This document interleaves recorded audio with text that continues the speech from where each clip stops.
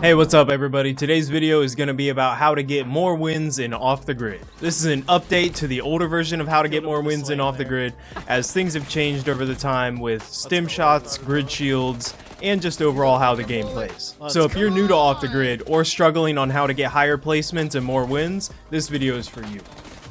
Smoke killed one. Smoke's getting shot. Oh, GG. Now, I myself am a very competitive player, so if you want to learn how to be a better teammate, how to rotate better, how to increase your time alive in game, and overall just what to do in Off the Grid, this video is for you. So before we get into Off the Grid and how to play better, the first things we need to get into is what is a Battle Royale. Battle Royale is the last man standing, the last team standing.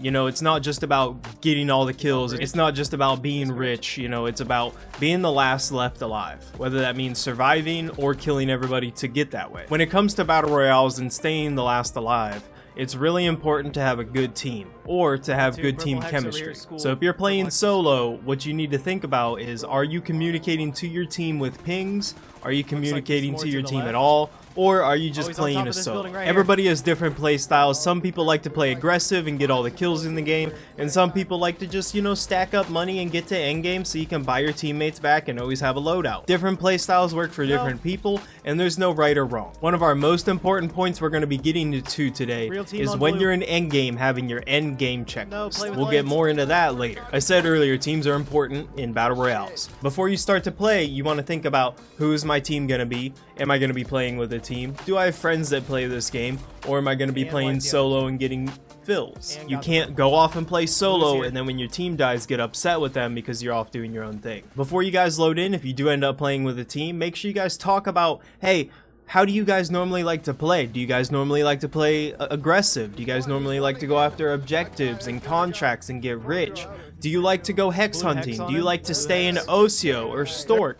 You know, just get a basic understanding. We don't need to talk about frame by frame. If you're brand new or have no idea what attachments are good, this is a good time when you're in lobby to ask your teammates what attachments are good for certain weapons. Or you could watch another video of mine. But you want to just have a basic understanding of what your teammate will be doing. If you play with them a lot of times, then you're gonna already know. So when it comes to dropping in, how I choose where to drop in is I go off of a contract, because I want to make money as fast as I can to be able to get my loadout so that I can have the best guns and the best limbs available to me to be able to wipe teams and get to endgame. When I get in the plane and we get through that first cutscene, the thing I'm going to be looking for is, alright, where's my contract I want? You're going to see right here, I normally pick corporates. Corporate sabotages is a 3-location contract that ends up giving you $5,000 if you complete them all. That's enough money for any loadout you could make. Talking other contracts, Netrunners have 1 location, you can get $3,000. Cyberlim has 3 locations, you can get $3,000. Skynav, if all 3 people do it, you get $3,000, and Drone, if you shoot it down and open the case, you get $2,000. So I normally just go right in, find a contract, get that done as fast as I possibly can so I can get my loadout, so I can feel comfortable and defend or attack anybody I need to. So I try to get my contract done within the first 60 to 120 seconds of the match, because like I said, you want to get that loadout in, you want to get that loadout on the ground, and you want to have it in your hands. If you're like me and you have so many hexes, you're really impartial to whether you get them off or not, whether it's a white or a green. What I like to do is just pop it and then fly away and either engage with the next team or contract that we're completing. You're full wiping them. As you can see here, my teammates are pinging, and I'm able to play off of their pings because they're communicating to me. I have the volume turned down, but they're also telling me what's going on around them, and that's how I'm able to kill this guy and revive my teammate before he gets thirsted. To your left. Real player, real player. Behind.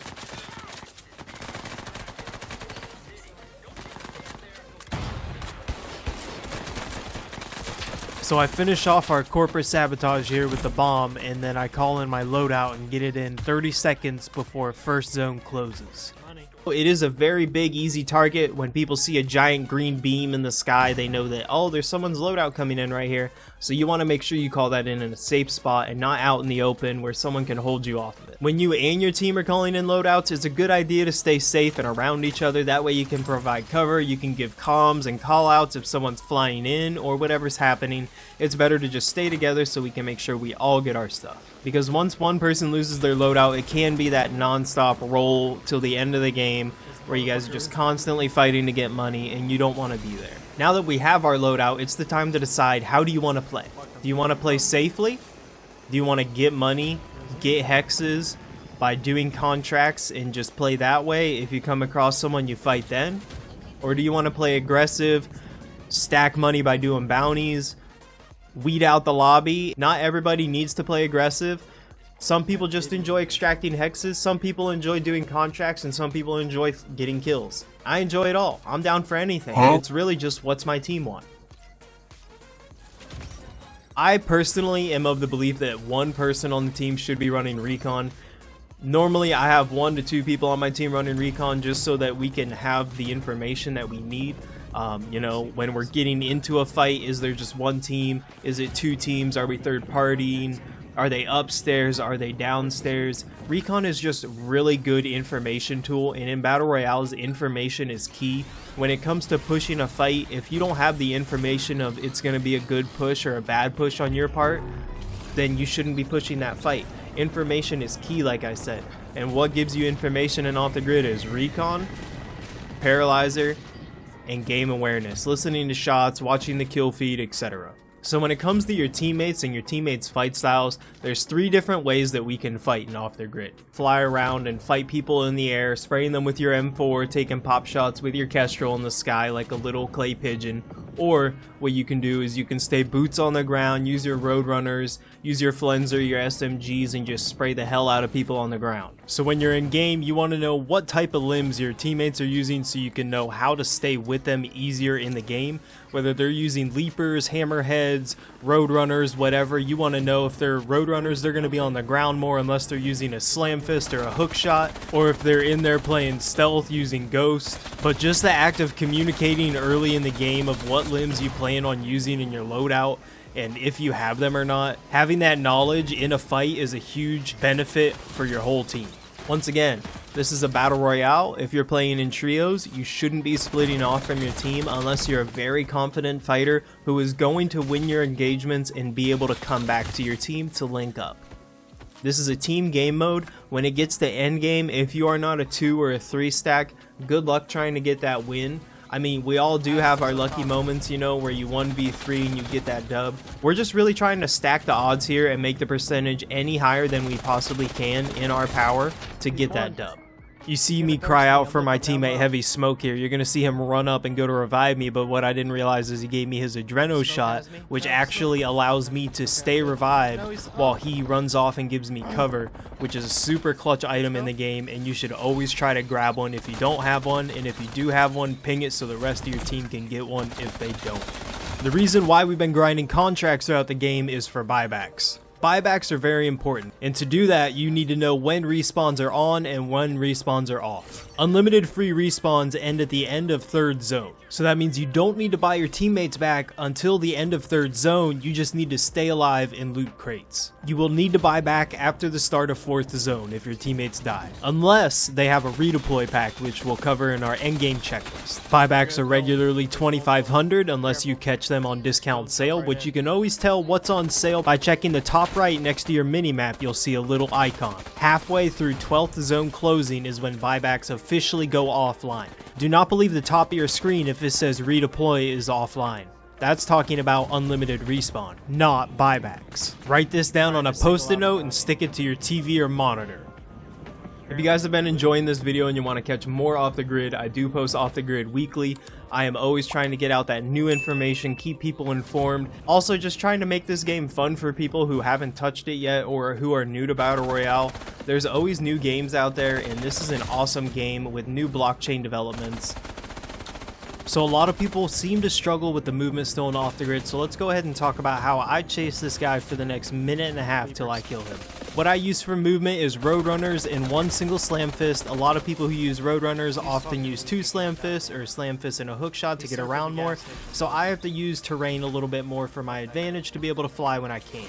unless I want to wait 18 seconds for my next slam fist to cook. So with flying and off the grid, you have to be aware of how hot your jetpack is and keep it off cooldown. And a big way to keep it off cooldown is to use zip lines and other terrain to give your jetpack a cooldown period. Otherwise, what you can do is not fly upward. Whenever you do any vertical flying, that is when your jetpack burns up a lot faster. If you fly upward at all, you're going to be burning through your jetpack a lot faster than flying downward at a very slight angle. You see a lot of people do this like Apex Legends jitter in the air every second. They'll like nudge up and down, and that's not good. That burns through your jetpack a lot faster than you think. Certain areas of the map definitely have an advantage to fighting on the ground. As you can see here in the marshlands, when you're flying in the air, one, it's really hard to see people on the ground and they can hear you, and two, it's just impossible to know where you're gonna land when you can't see the ground clearly. You might be landing right into a full trio. So this is where play types might change up. As you can tell, I was a little aggressive earlier when I said clay pigeon, talking about people fighting flying in the air. As you can see, I'm obviously one of those people. It's a joke. I just don't really enjoy sky fighting 24/7. Sometimes I just want a good old boots on the ground interaction. As you can see through this whole chase, I've been alternating from using terrain to fly off of, using zip lines, using my slam fist and roadrunners, just to be able to keep eyes on this guy, on top of periodically popping a recon to see if I can get him in my mini-map pings. After I finally got him, I was a little ecstatic after the 2-minute chase, and I teabagged him a little bit. He did deserve it, as he has TTV in his name. You can't see it very well right now, but we all have around $15,000, and we've just been chasing down this bounty for what seems like forever. The 5th zone is just about closing. We're a team that's played a decent amount of games together. I'd say anywhere around 300 to 400 games together between me, Heavy Smoke, and Dortorts here. So we have a lot of chemistry. You may not see that many comms going out, but we're all sticking together, and they know to play off of me. If they have any trouble, they're obviously going to call out for me, but that's why you see us a little bit quiet. Pain Elemental dead. If you notice there's a really good team in your lobby, you want to make sure when you get one of them that you can try to push for the squad wipe if possible. That's why I call out right here that we just killed Pain Elemental. Look, look, look.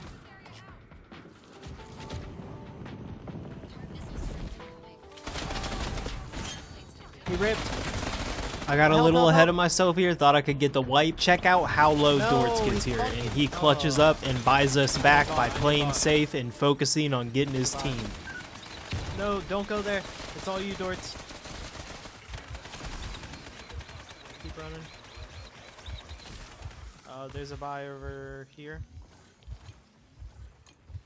You gotta get outside. I would move. So when you're dead, your job is to give your team information. That means pinging on the minimap. That means telling where buybacks are. That means saying this is where the next zone is. That means saying this is going to be high ground in next zone. This is a safe building in next zone, etc. That's your job when you're dead. It's not to scroll on TikTok, and it's not to complain about how you died. I saw that green beam, knew there's a team there probably helping that guy get his loadout in, so I'm going to steer away from that because I just got bought back and I need to get my loadout. So I'm going to go to what we call dead side zone and try to play high ground here because I assume there's no one over here and it's safe because all the rotators had to come from Ocio's side of the map and Midtown Harbor is on the far side, so there shouldn't have been anyone over here. We're about halfway through the game at this point, and at this point you're going to want to start looking for endgame checklist items, and those are going to be redeployment packs, adreno shots, making sure you have your loadout, and making sure you know where the next rotating zone is going to be. Once we get all the way to the end of the game, talking 15th zone where zone closes out, that's where I'm going to call in a grid shield pack, a loadout only with a grid shield backpack on it, so I can survive more time in the zone if needed. So at this point in the game, you want to lock down your side of the map. You want to make sure you have a cover you're holding down, and hopefully you're in the next zone. I mentioned it earlier, you'll notice that my team is really good at just sticking together. We use all roadrunners when we play together in Slam Fist, so we're always on the ground next to each other and we can get in the air when we need to. We also don't calm a lot because our chemistry is so well. The guys just really know to stick to me, and I really appreciate playing with teammates like that. You don't need to know your teammates you play with, you just need to learn how are they playing and try to stick with them if you think it's beneficial to the team.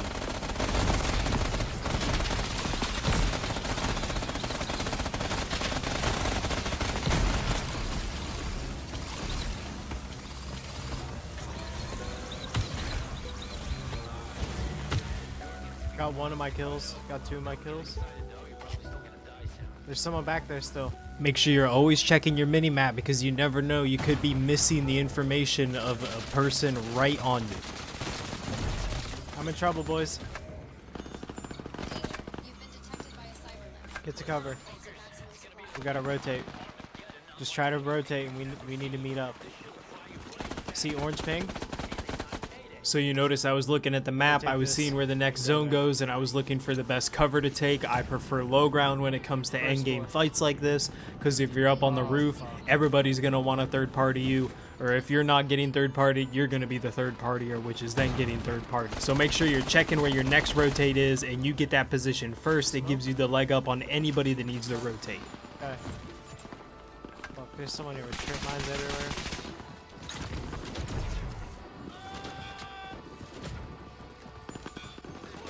Trip mines above, yeah.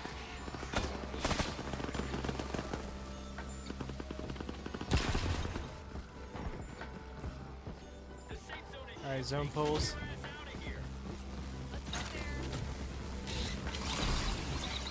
Jumping, flying.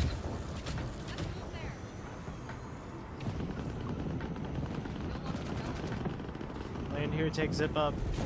You'll notice I just took high ground when I just said I prefer low ground, but in this zone, the low ground was no good, so we switched up. We can play variable if we need to. This high ground is pretty dominant because no one else can see over this rail and shoot you. The only way they can get you is by flying in the air. Notice how when I recognized I was locked on by javelinas, I called out and tried to get as far away from my teammates as I could, so they didn't get hit by it as well.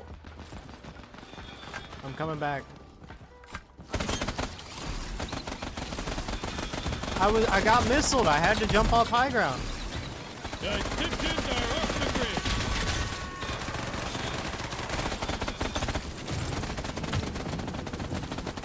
grid. Watch out, he's circling back. Yo, thank you for the follow, Lance. Thank So you, for bro. this zone, I didn't really pick a rotate, and neither did any of the guys because I normally do. So we kind of got split up here. I had to play low ground. We were separated by a team. Luckily, nothing bad happened. We were able to get back together, but this was a scary situation to be in. Real person above me. You'll see right here, I put the skates on, in and out, up and down these stairs. Oh, fuck.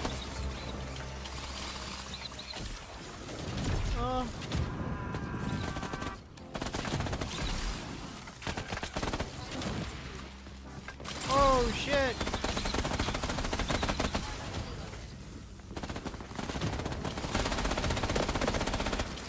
On smoke.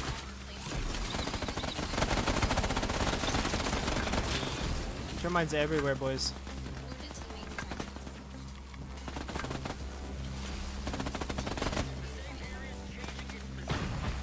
Four teams still. Did you drop a self? So on this rotate, it's the end of 12th zone. Buybacks are going offline. Our team split up, unfortunately, because there's still 4 teams and it's such a small area. We got pinned down by a bunch of trip mines, and now it's all left up to me. I'm trying to get information. Was there a self-revive on my teammate I could go pick up, but I already have one? Could I come back for it? Is there a grid shield anywhere? Is there a redeployment pack? That's what's going through my mind right now. So I'm going to start to play a little bit more safe. I'm going to take shots when I think I really have an advantage, and I'm going to play for the win, which means I'm going to try to survive until the last moments. Up ahead, the gameplay is going to be a little bit of slow, and honestly, it was one of the easiest wins I've ever had. Watch how I get this next kill. I call this flying technique the flying J. You fly upward in a circle type formation, and while you're in the air, it's really hard for an enemy to shoot you. It seems pretty common among a lot of good players. If you think you can pull it off, you should definitely give it a shot. I'm actually friends with the bullcook, dude. You see me ping this self-revive here, and that's because if the zone has any chance to end around this, I'm going to try to fly over here after I use the one I have and see if I can grab another. However, recently, they have added to where loot despawns in the storm after a certain amount of time. Yo, lock it in, boys. We tried. So at this point, I realized I'm a solo, and it's me versus the duo. So I'm going to do my best to last till the very end and see if I can get a pick on one of them. I don't want to start any engagement unless I have the advantage. For example, what I would qualify as an advantage would be cracking one player's plates, and then I would move in. You're going to see a couple of trades on and off here. When I get pushed, I try to get away because once they get on me, if they get me cracked, that's it. But hold on and pay attention to every fight I take here.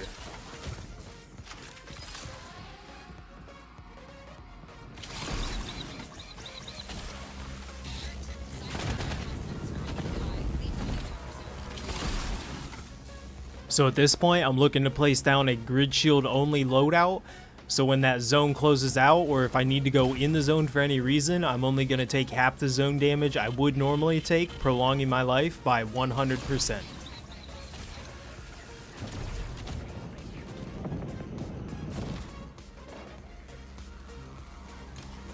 They saw that big green beam. They don't know that it's just a grid shield. They might think I need a full loadout and that it's a full loadout, so they're going to go over there and they're going to try to stop me from getting. You got to be very safe getting your loadout this late. Now that I have it, all I have to do is play time and wait for closeout. Because we have 3 of our 4 items for endgame checklists. We have a grid shield, a self-revive, our loadout, but we're missing our team. The one other thing that we might have wanted would have been a redeployment backpack, which I would take over a grid shield backpack. Because that would prolong your time in endgame closeout by about 15 more seconds. For the first time in my life, watch me be patient. 3, 2 and a recon.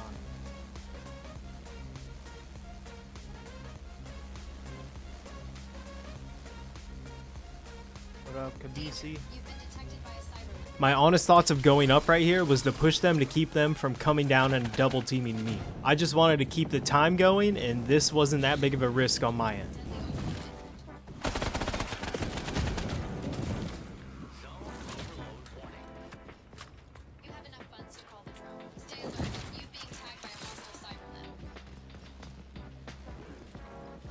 Now at this point, I know I have a grid shield, I have a self-revive, I'm not exactly sure what they have, but I'm set.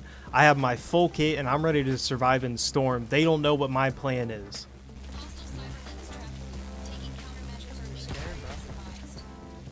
I decided to stay on the ground and stay in the circle as long as I could. In hindsight, I might have been an easy target on the ground, but it worked out in this one.